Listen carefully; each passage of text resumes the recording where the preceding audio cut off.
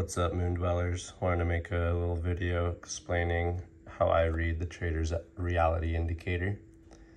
Hope you guys. This is very helpful in terms of confirmation for trades and or looking for trades. So, as I said in the chat, just looks a little bearish, and why that is one, the candles are just like very aggressive, more of liquidity hunt candles. Where we can just chop around for a while before an actual move happens. And yeah, how I read this red solid line, and it goes green, is money flow. It's a money flow indicator. So the fact also that we're even kind of pointing down a little bit with this, and the whole time we were pumping, just stayed red, just kind of shows that it was more of shorts filling and or shorts covering rather than real buyers. And as you can see, like say back here, this was like a fake dump before the pump. Within that, even halfway through the dump, the money flow started going green. And right here at that A point, these, I like to just call them like gray mountains. I don't really know the terminology for them. Flipped over, flipped bullish, combined with money flow, combined with this line. It's like VWAP style lines, all just pointing towards strength and buying. Green dot, along with, these are like kind of MACD, if you know how to read the MACD indicator.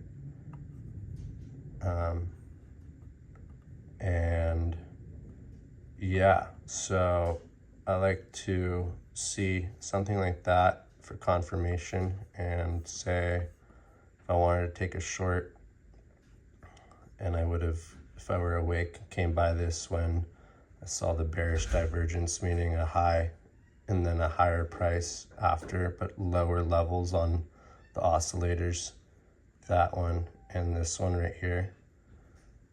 I don't look at this line too much, this purple one. Sometimes it's good, but I kind of just look at 1, 2, 3, 4, combine these four. And then, yeah, this is kind of, I don't really know. I don't really use it too much. But yeah, these dots, they appear and disappear depending on what's happening. And it's kind of like, you know, these are all just lagging indicators for confirmation behind a trade. And I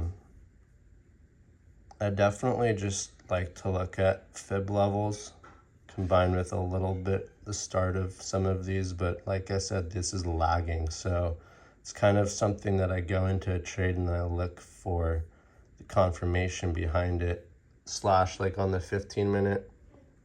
This is always here on the live stream that I watch on Live Bookmap, and like there's even the automatically it identifies the bearish or bullish divergence and has that red line across there.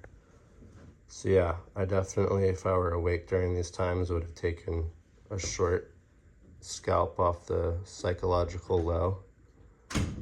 And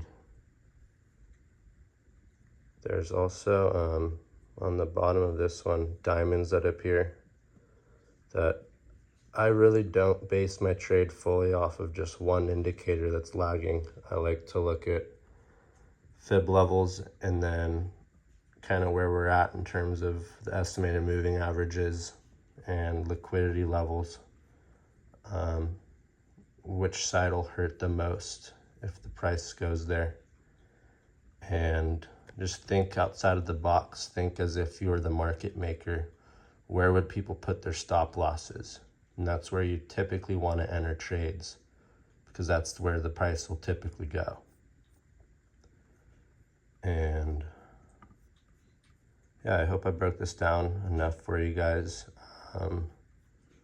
Just one last thing on these, like MACD, you can tell there's like 2 different shades of blue.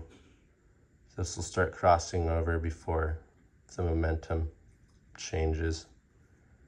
and just like current on the hourly, about to cross over. This is my dip down here.